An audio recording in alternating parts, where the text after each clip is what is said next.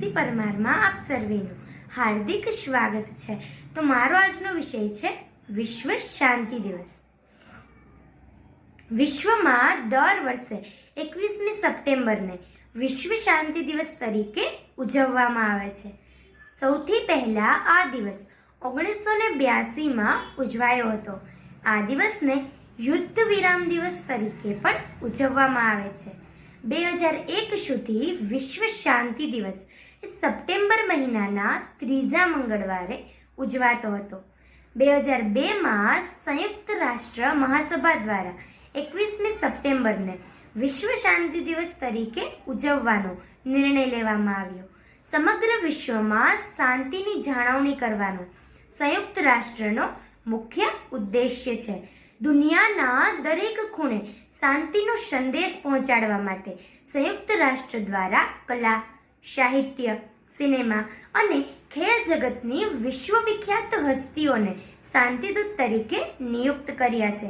જો કે વિશ્વ શાંતિનો સંદેશ દરેક યુગ અને દરેક કાળમાં આપવામાં આવ્યો છે, પરંતુ તેનો અમલ કરનારા લોકોની સંખ્યા ઘણી ઓછી છે।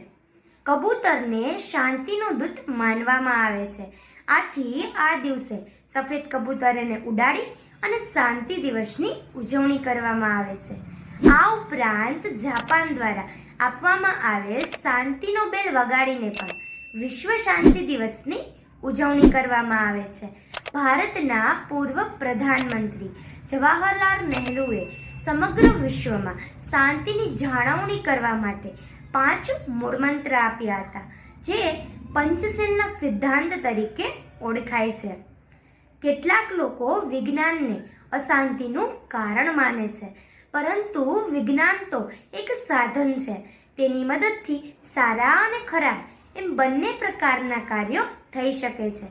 જેવી રીતે વીજળી જેવા વૈજ્ઞાનિક આવિષ્કારોએ દેશને સુખી બનાવ્યા છે, શું તેવી જ રીતે અણુશક્તિનો સદુપયોગ ન થઈ શકે?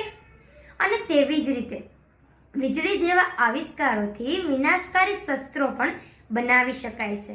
આથી એ સિદ્ધ થાય છે કે અશાંતિનું કારણ વિજ્ઞાન નહીં, પરંતુ અજ્ઞાન છે। આજે દરેક વ્યક્તિએ એ સમજવું જોઈએ કે માણસાઈ જ સૌથી મોટો ધર્મ છે।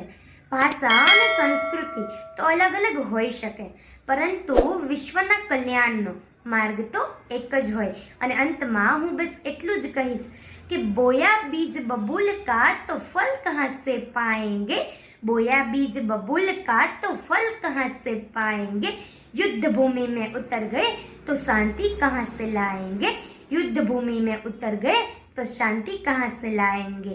तो ચાલો આપણે સૌ સાથે મળીને શાંતિ દિવસની ઉજવણી કરીએ અને શાંતિનો સંદેશ લોકો સુધી પહોંચાડીએ।